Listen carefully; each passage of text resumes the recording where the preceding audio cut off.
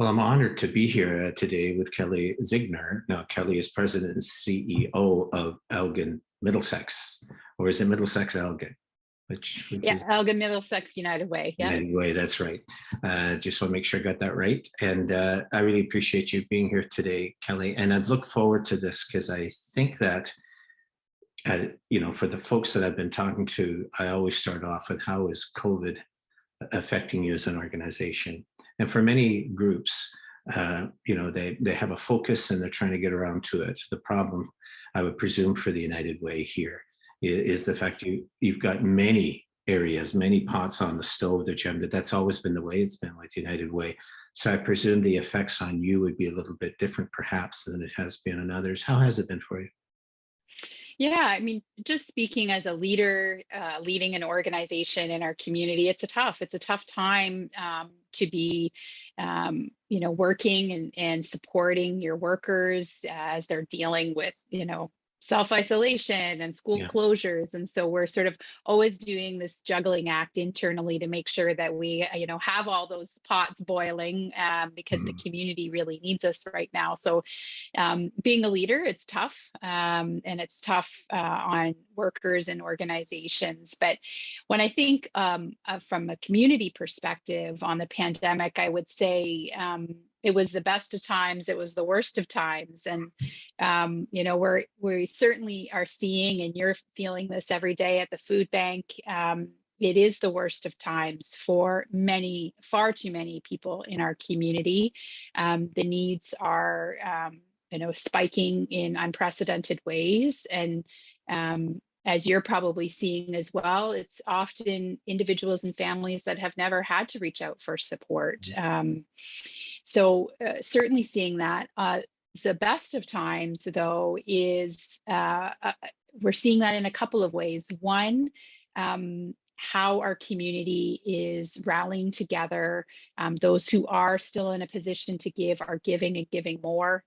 We're seeing lots of innovation by social service agencies, by healthcare providers. That level of innovation is really incredible and important. And Yeah. I hope that is what we see is the silver lining that comes out of the pandemic, because I think we have all found new ways of working together, and it's creating interesting synergies and efficiencies, and enabling us to provide better care and service to those who need it most. Yeah. Whenever I think about United Way, and I always think of it in high terms, it's because the model of the United Way is very much one of where it's a one-stop shop kind of thing that people can, donate to the United Way, not just money, but talents and other things that people might have. But Yeah. also then that is defrayed out through into the community to various agencies, causes, so on and so forth. And that's been such a highly productive model, I think, because since I've been at the food bank, which has been 35 years, the whole charitable nonprofit format has changed so much, right? Yeah. And there are all these different causes out there, which are very, very important. Many of them speak to the fact that our policies are not operating the way that they should, and that's why these groups exist in that sense. But the thing about for you as United Way is you're still doing that broader formula of getting it out there. But is there anything, there's been so many changes even in the last decade. Is there anything that's changing there for United Way, and that the pandemic is maybe causing you to look at it and doing these things in a new way?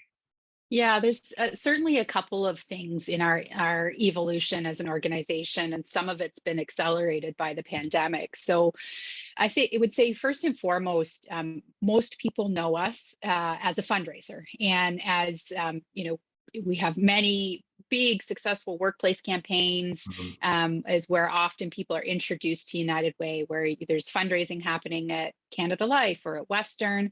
It comes back to United Way. Our team of volunteers then distribute those funds out to community agencies across the region. And that work still continues, though I would say the pandemic has made it very clear that folks that live in racialized communities, people with disabilities, Indigenous folks have been disproportionately affected.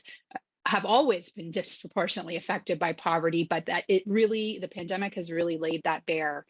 And our board sort of decided to take action and really began a process of refining what that community fund looks like and what we fund, with a deeper focus on poverty reduction and alleviation, and all through an equity lens. So ensuring that the programs and services we're funding are of, by, or for those equity seeking populations.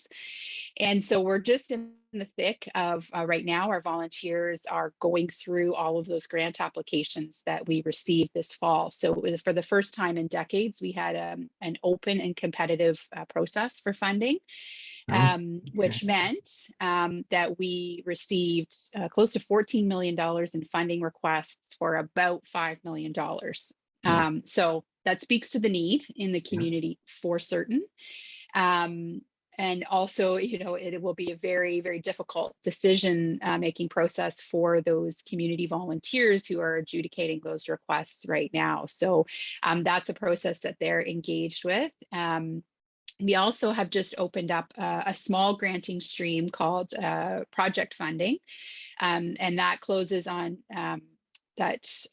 grant applications. We're taking them until February 15th, and those are for short, small, one-time projects, in about $10,000 to $15,000 range, to give maybe those smaller grassroots organizations some startup money, some ability to do some capacity building in their organization.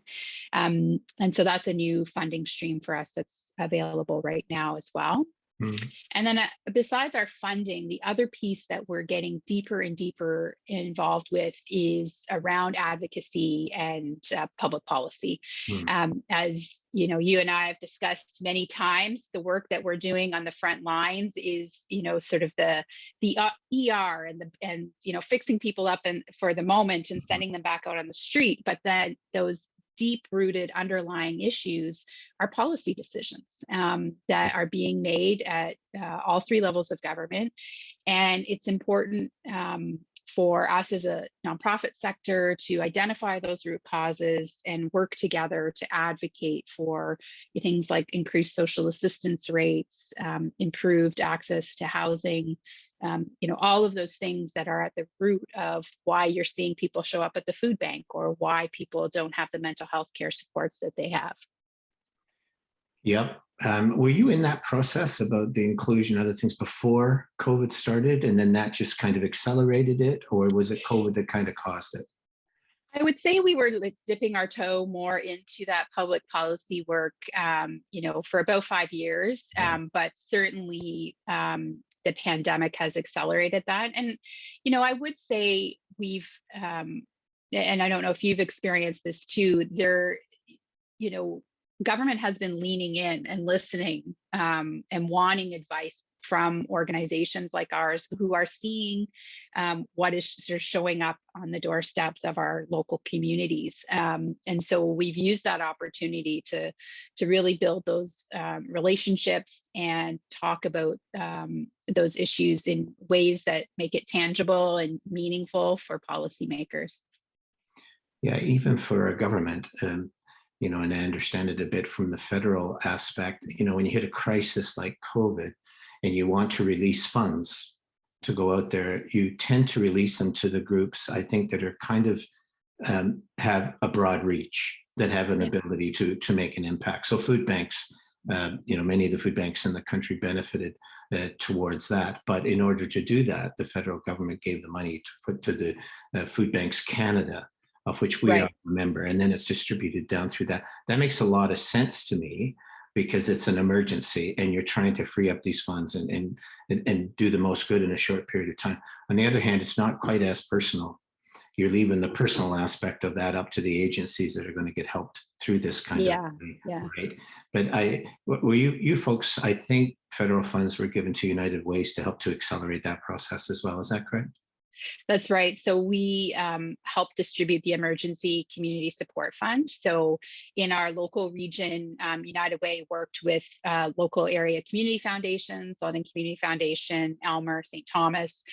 We all worked together to distribute a significant amount of funds. United Way, we had an extra $3 million to distribute out into the community, and worked really closely with the community foundations. They also received a pot of money to distribute so that we could avoid duplication. We could identify where there were gaps, sort of know who's on first, so that we could stretch every dollar as far as possible to where it was needed most. Yeah. Can I get a bit personal with you, Kelly, for a minute, if you don't mind? Yeah. I think you and I have been on many different things together over the years, and but we were also part of the recovery panel at the London Recovery Network. And the whole thing at the beginning of this, and you and I talked a bit about this even after the first meeting that it ever had near the beginning of the pandemic, was a whole idea about building back better, right? That was the thing. That's what everybody was talking about. And I think even for things like the homeless piece and others that we were involved with and that you were involved with, there was the feeling that, we were failing even prior to the pandemic to deal with these things effectively. This now gives us the opportunity. And two of the things I felt that helped us there was the media was focusing on a lot of those things, which I thought was helpful. Yeah. And the second thing was, I really felt that the public and businesses were entered into this kind of space that was very much about community space. They were much more, they weren't asking as many questions about the homeless piece that were kind of punitive in any way. They were, how can we help? What can we do? And we had an experience, you probably got it more than we did, but just businesses coming in and wanting to help in those terms. So you and I were kind of in the thick of all that as it was going along, right? Yeah. And, that was a year in process as we worked through some of those things. Do you think that it worked? Do you think that some of those lessons or the building back better piece that we said we were going to get to, do you think we did? I do. For some cases, I think we always want things to move faster. We need them to move faster. Particularly when we think of people who are dealing with homelessness, the housing crisis that we're on. There's challenges dealing with multiple levels of government and sort of having the funding to do all of those things. So, I think the pace is still a challenge because the need is urgent.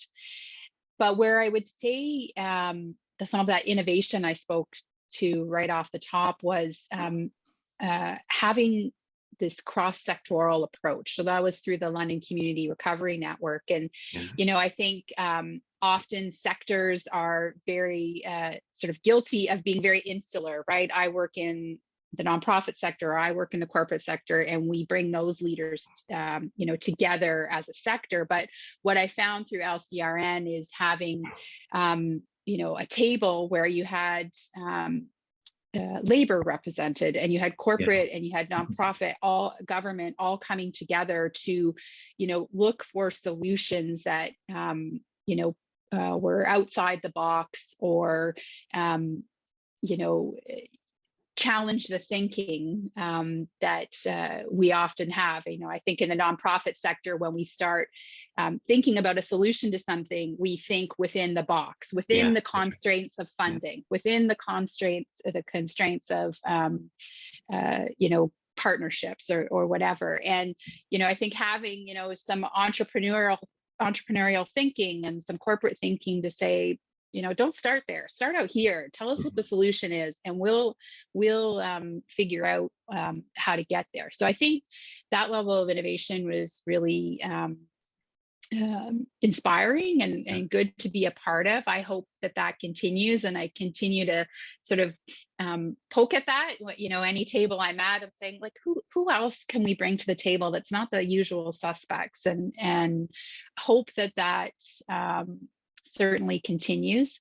I think from just a broader public awareness perspective, I think one thing the pandemic has done is it's almost like a great equalizer, insofar as, most people know somebody that's been impacted by this, whether they've gotten ill, whether they've lost a job, whether they're having a hard time finding affordable housing. I think many of us are seeing this in our everyday circles, whether it's with our coworkers, our family members, our friends. And so I feel like there is this renewed or shared or amplified empathy across our community, where people are not, it's not us and them, it's not about us, fixing them. It's really a collective, and our community is seeing that folks are a lot more vulnerable than we thought. Yeah. One of the things there are many, but one of the things I really appreciate about the United Way is that there is this kind of more sophisticated view of some of these problems. And that's because you have to represent so many different issues that are out there, and the people that are involved in all of those things. It's like, I think, I've seen it often. People will get into politics, let's say, and they have a cause or something they want to do, and they go to Ottawa, and then they sit down, they try to work that, and then they suddenly realize there's all these other things impinging on it, all these other things that can come of it. And you see the promise of it, but you realize that it's more complex than you initially thought. And I know in the committee meeting I was on with you on that very first one, we talked, you were co-chair of that committee, and I think it's because the city and the mayor understood you have that more nuanced view. If we're going to come through with solutions that are going to be great for the overall cause of the city, then we need somebody who can understand that. And it seems to me that you really have that, Kelly. It's a real quality of yours. Personally, I know. Thank you. But also, you're the United Way. You're in all of these different things. You will understand a lot of those things that maybe we don't see. And I know it's hard because on that call, I think there were about, was it 35 or 40 groups, right? And many of them are people down right on the ground, helping people right where they're at. They're on the front lines of it. And they're coming into that meeting and they're looking for support for that cause. And it's right. We have to find ways to do that. But, I sat there looking at you sometimes on those calls and realized, yeah, Kelly, she knows that if that's to actually happen and be good, it has to be sustainable. So we don't just throw a bunch of money, and that's something that you would understand. Can I ask you a bit about, when I think of United Way, I also think of the business community, and not just in London, but United Way is partly predicated upon the idea that businesses could invest there, both on the management side or the corporate side, but also on the employee side. The United Ways have always been so good at providing those opportunities for those groups. But I have felt, and now I'm a Calgary boy, I was born and raised in Calgary. I've always found London a little bit, this might be just me, but there's a little bit of a separation there between the social side of things and the business side. And, that might not be true. It might be true. But I do think when we look at a lot of the things that we're confronting, the homelessness, the whole climate change thing, poverty, women's issues, inclusion, race, all of those kind of things that really, as government funds get less and less as the time goes on, businesses have a real opportunity at this point to step up, despite all the challenges they're facing with COVID and other things. But it's been my sense, and you don't have to answer this because I'm not looking to you to get you into any hot water, but it is my sense that, when we look at these big problems, we don't go to the business community and say, can you help us to do that? Instead, it's usually the social groups that will come together and say, we need these kind of things. And then they go to government, let's say, and say, we need you to change policy or to fund these projects more. And I have felt that within London, that the business community has been largely marginalized in some of these issues. And it troubles me because, as you do, we work with the business community. I see a lot of great hearts there. Do you have a sense on that, or do you think I'm way out in left field on that? I think there's a little bit of a shift happening, and I hope that it gains some momentum insofar as, I have my colleague who's the CEO of United Way Toronto often talks about fairy dust philanthropy, like, and that was, I think, what United Way was doing a little bit of, is like sprinkling a little bit of money around Yeah. places and hoping for the best. And, that was part of why we refined our community fund model to get more focused. And I feel like the corporate sector is doing a little bit of that too. Like, we need to sort of focus on whatever issue is important to us. But I think the next level of that is, corporations, connecting with the sector to understand where those, policy choices that they're making in their own industries are impacting people living in poverty, Yeah. whether it is, talking to the business community about living wage, whether, or the impact of police checks, and are they really necessary for all jobs? So I think, the business community paying attention to some of those things and asking and understanding what the barriers are. I think we often hear about, the need to just get people a job. And if they just got a job, off social assistance and get a job, that would be, our community's problems would be solved. That's kind of something we hear out there. But there's so many significant barriers for that person, trying to get there.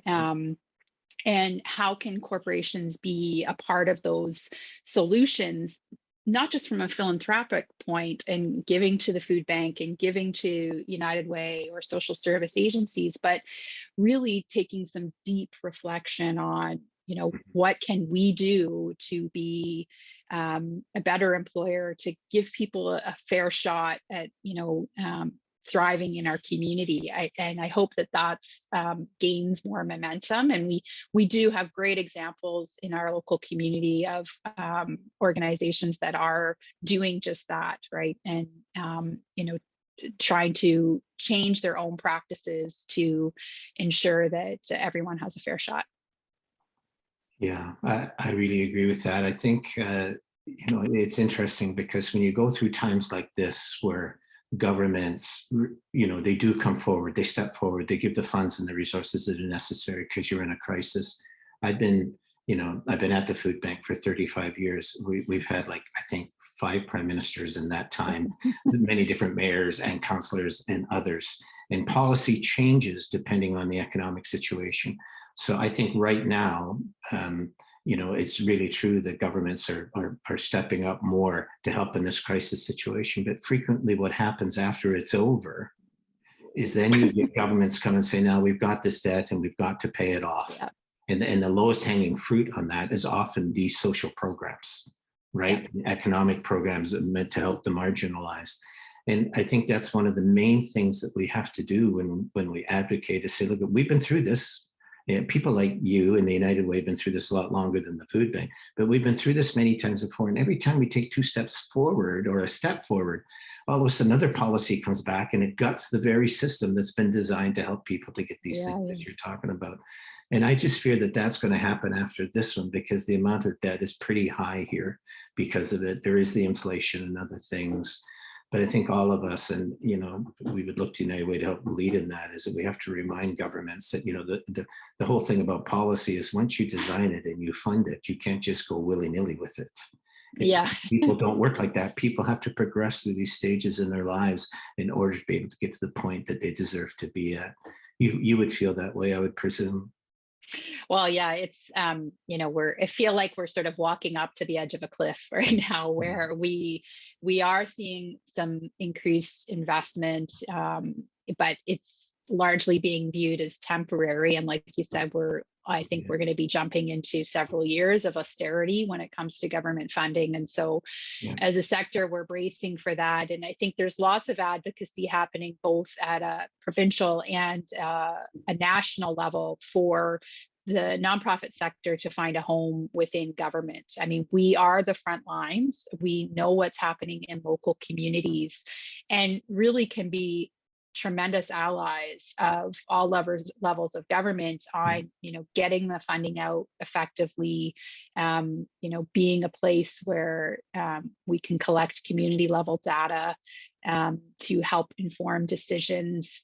We can be incredible partners for government, and it would be a real shame to lose and for governments not to sort of take us up on this offer that we're all really hungry to be a part of, so that we can stretch those dollars as far as possible and have the most amount of impact. Yeah. Can I tell you a personal story of the United Way? Do you Sure. mind? It was only last year, but I remember it was at this time last year, actually, that the public came forward so much in the business community and through Business Cares. They donated so much, which proves what you're saying, is that the community was in this, we're all in this together thing, which was great. But we had so much food that we couldn't get it in the warehouse. Yeah. Right. So I sat there and I talked to Jane, my wife, and said, what are we going to do here? And then we thought, the public gave it out of a real motive of wanting to help. So rather than just helping our regular network of agencies, we have a number that we help on an ongoing basis. Why don't we just open it up to any of the agencies that need it, that are this part of it? So we all thought that was a great idea. And then we realized we really didn't have contact with those groups. So that's when I called you. Do you remember? Yeah. And absolutely. I called you and said, Kelly, could you just do an email blast or something to all of these different groups so that they would do it? And you did, which we appreciated. We couldn't have done that, but you did. And then the next thing we knew is all of those different groups showed up at the secondary warehouse. And it was a lot of food. I mean, that warehouse was mostly full. They came in, they took it away, they went with it. So in that sense, you were also an enabler. You allowed the food bank to do something that it needed to do. It didn't involve funding for you, but you had that kind of reach. That I thought that was awesome, and you did it within a day. Now, it might have just involved a pushing of a button on a computer for you to send that out. I have no idea what you did, but the point was, I'm not sure anybody else could have done that, but you did. You had that reach, and I really appreciated that, because within that month, that food was gone, and these agencies now all had that, where they were really stuck during COVID. So I just wanted to personally thank you for that, because I'd like to say I was pulling up my hair at that time, but that didn't happen. But we were really stuck at figuring out how to do it, and that's where the United Way. You've got history, you've got reach, you've got real compassion. I think you've got, you do have the funding side. Everybody understands that. But what you've really added to this now is this whole new idea of inclusion, of getting into these areas that when we thought of charity before, we really didn't include as well as we should have. And you take that kind of advocacy to it. So really, you're all of it. You're the whole package there at the United Way. And I think others have trusted you to do those things, but you're now trying to lead us as a community into more of an inclusive direction as well as we go through this process. I know I'm talking a lot there, and I'm sorry, but it really does mean a lot to us. The food bank looks up to you guys a lot, long before that experience, but also afterwards. And I just really encourage you, Kelly. We really owe the United Way so much in this community. We always have, but in this time when everybody's a little bleary-eyed and feeling isolated and it's tough, it's you guys that are going to help to pull us through it. Yeah, well, as they say, it takes a village, and we have a small but mighty staff team that helps make those things happen, and a really large, as you do, extended volunteer network that sort of all is coming together to really get us through a tough time, and hope that on the other side of this, we are sort of able to have that build back better, a radical recovery. Let's not keep doing things the same old way, because our community can't wait. That's right. We all owe you so much, Kelly. So thank you. And thank you to the board and, your staff and all the volunteers. And it is amazing your reach and what you're able to do. We really appreciate it as a community. And when we look back, we might have a time to assess just how much, that you have done and how you helped us to get over so many hurdles. Thank you, Kelly. And thanks for doing that. And thank you for the care you take for some of our community's most vulnerable every single day. Showing up at the food bank or those community agencies that are receiving food from the food bank. As these are tough times. So thank you. Thanks, Kelly.